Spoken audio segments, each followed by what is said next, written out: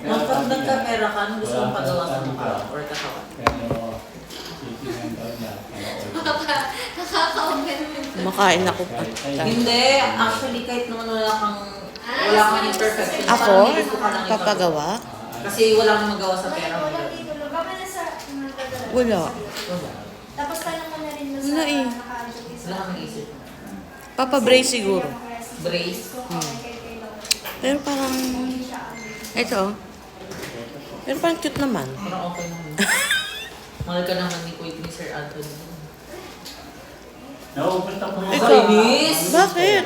Naubos. Alam pag nandito si Sir Anthony, papansin ko si Ma'am Stella, pabebe talaga. Hindi ah. Ilang araw pa na? Nakakatingin na lang ako kay Ma'am Stella, hindi nakakalo eh. O, kainis eh. 22. Ano ba dapat? Dato, gaster. Mukha na lang yung kaya. Ang sweet niya naman yun ni Sir Anthony. Dapat po pala teacher siya. Teacher niya. Nagpaparanking pa lang. Hanggang anong rank po ba yung kailangan mo? Yung ranking, parang ano siya. Kailangan mo makaipon ng mga points Ano ganun ba sa Edo? bago ka makapasok sa DepEd. Akala ko ma'am, kapag nag-masteral ka, pwede na yun. Ayun, points din yun. Dagdag Paano pag points. nakapag-masteral ka pero konti pa ng points mo? Maghanap ko ng ibang mapagkuha na ng points. Like seminars, TESDA, experience, mga ganun. Ah.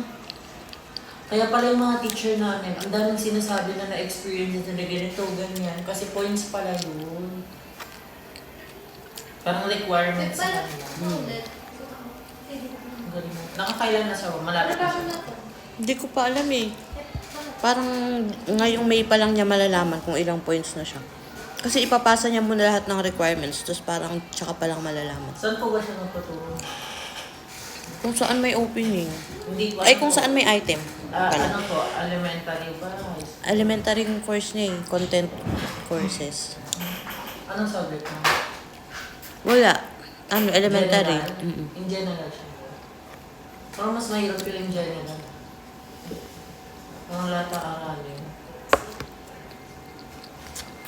Mga bata. Mahilig naman sa bata eh. Mahilig siya, ma'am. Alam mo na, ma'am.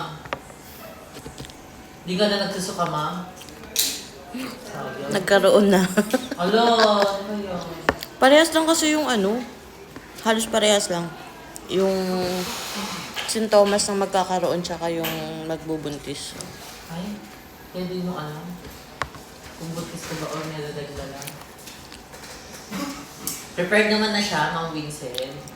Prepared naman na si Ma'am Stella kung magka-baby sila bigla.